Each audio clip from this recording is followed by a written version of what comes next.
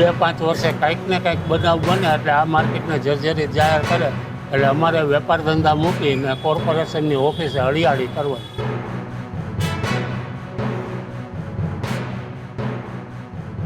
કાઢી મૂકવામાં આવશે એવો એને માનસિક ભય છે, એટલે એની સ્પષ્ટીકરણ કરવા માટે અને એના માટે સાહેબ અમે આપણે રજૂઆત કરી હતી. એટલે વેપારીઓમાં ભયજનક સ્થિતિ ઊભી થાય તો સામાન્ય બાબત છે, કારણ કે 80 વર્ષથી જે દુકાન ઉપર જેની રોજીરોટી હાલતી હોય એને ભયમાં તો થોડાક આવી જ જવાના હોય. અમારી માંગ કાંઈ નથી, અમને નોટિસ આવી છે કે જર્જરિત માર્કેટ છે ને 5 દિવસમાં તમે ખાલી કરો ને કે અમે સીલ મારી દઈશું. તો અમારું કહેવાનું એ કે એ લોકો જર્જરિત જો આને ગણતા હોય તો કયા કારણોસર કેવી રીતે ગણે છે. બાકી તો આનું બાંધકામ હજી 50 વર્ષ કાંઈ થાય એમ નથી. ખાલી નરિયા ઉપરથી અમુક તૂટ્યા છે તો એ નરિયા બદલાવે તો પાણી પડતું જ બંધ થાય, બાકી કોઈ ફેર નથી. કેટલા વર્ષથી શાક માર્કેટ છે?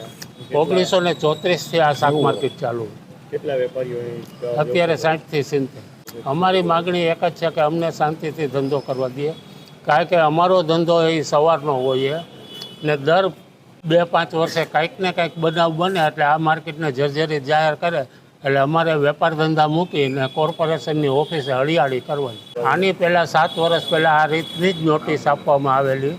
તે સમયમાં અમે મેયર અને કમિશનરને મળ્યા હતા. તે લોકોએ માર્કેટની રૂબરૂ મુલાકાત લીધી હતી, એન્જિનિયરોની સાથે લીધેલી હતી. તે સમયમાં એને કીધું કે આ રિનોવેટ જ માગે છે, કોઈ જાતની જર્જરિત નથી, કારણ કે એક પણ લાકડું કે લોઢામાં કોઈ પણ ખરાબી નથી કે સડ્યો હોય કે કટાણું. અને 80-90 વર્ષ જૂના લોકો છે બધા, એટલે એ તો આપણે ભાડા કરાર ને જે જૂના ડોક્યુમેન્ટ છે હેરિટેજ માર્કેટ છે ને વેપારીઓ ખાલી ઇન્સ્યોરન્સ જોઈ છે કે ભાઈ આ જગ્યાએ અમને કાઢવામાં કાઢી મૂકવામાં આવશે એવો એને માનસિક ભય છે, એટલે એની સ્પષ્ટીકરણ કરવા માટે અને એના માટે સાહેબ અમે આપણે રજૂઆત કરી હતી.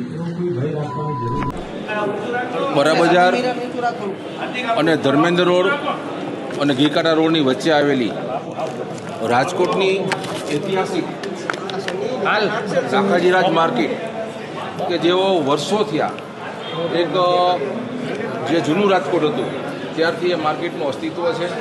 આમ કહી શકાય તો રાજકોટની પ્રથમ માર્કેટ પણ ગણી શકાય અને એ હેરિટેજમાં પણ આવે છે. હેરિટેજમાં બિલ્ડિંગ આવતું હોય ને જે કંઈ અત્યારે કોર્પોરેશનના અધિકારીઓમાં એક સ્ટ્રક્ચરનો રિપોર્ટ આપ્યો છે કે ભાઈ આ સ્ટ્રક્ચર છે અમુક જે ભયજનક છે. તો ગઈકાલે પરમ દિવસે માર્કેટના જે લગભગ 80-90 વર્ષ થયા જે લોકો 3-4 પેઢીથી જેઓ બિઝનેસ કરે છે એમને તંત્ર દ્વારા ખાલી કરવાની 5 દિવસમાં નોટિસ આપવામાં આવે, પરંતુ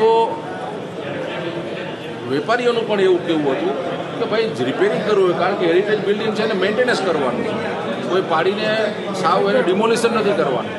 એમાં મેન્ટેનન્સ પણ કાંઈ પણ કરવું હોય તો અમે લોકો સહકાર આપવા તૈયાર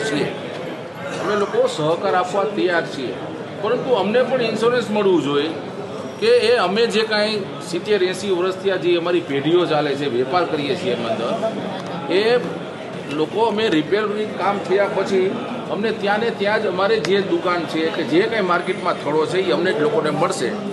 આવી થોડીક ગેરસમજ હતી, એટલે હું લોકોના મનમાં સ્વાભાવિક છે ભય પણ હોય, એટલે બધા જ અમે સ્ટેન્ડિંગ કમિટીના ચેરમેનભાઈ શ્રી જયમીનભાઈ ઠાકર અને કમિશનરશ્રીને મળી અને જે કાંઈ ચર્ચા હતી અમે ચર્ચા કરી છે અને કમિશનરશ્રીએ કીધું છે કે ભાઈ રિપેરિંગ કરશું, પણ તમારા જે કાંઈ રાઇટ્સ છે રાઇટ્સ ઉપર કોર્પોરેશન ક્યારેય કોઈ પણ પ્રકારનું તમે હેરાન થાવ કે તમારા જે અધિકારો છે એ અધિકારોથી તમે વંચિત નહીં થાવ, અને એ અમે તમને લોકોને લેખિતમાં પણ આપશું કે ભાઈ આ રિપેર થઈ જાય એટલે ત્યાં જે જગ્યાએ તમે જે જગ્યામાં વેપાર કરો છો એ જગ્યાએ તમને વેપાર કરવા પડશે. ઉદયભાઈ, કેટલા વેપારીઓ હતા અને કેટલી બિલ્ડિંગ લગભગ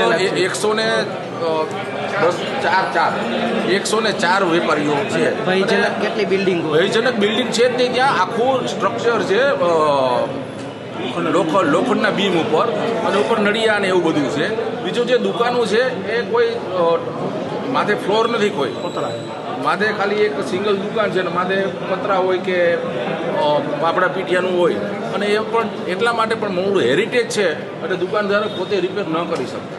હવે તંત્ર જ્યારે કરતું હોય, બીજું આવી હેરિટેજ બિલ્ડિંગને જાળવણી માટે એની સાચવણી માટે કેન્દ્ર સરકાર, રાજ્ય સરકાર અને કોર્પોરેશનનું પણ બજેટ હોય છે કે આવા જે કંઈ હેરિટેજ બિલ્ડિંગો છે જે હેરિટેજમાં આવી ગયા છે ઓલરેડી તો એની નિભાવણી એની મરામત અને એક આપણો ઐતિહાસિક વારસો જળવાઈ રહે એના માટેની પણ જોગવાઈ છે અને કમિશનરશ્રીએ કીધું અમે પણ એ પણ અમે પ્રયત્ન કરશું. ભાઈ સાહેબ પ્રેમજીભાઈ શું કહેશો અત્યારે મ્યુનિસિપલ કમિશનરને રજૂઆત કરવામાં આવી છે શું રજૂઆત કરી છે એને અમે જે અમને નોટિસ આવી હતી એ પ્રત્યેની વાત કરી તે પ્રત્યેની વાત કરતાં કમિશનર સાહેબે અમને જણાવ્યું કે એને રિનોવેશન કરવા માટે અમને સાથ સહકાર આપજો.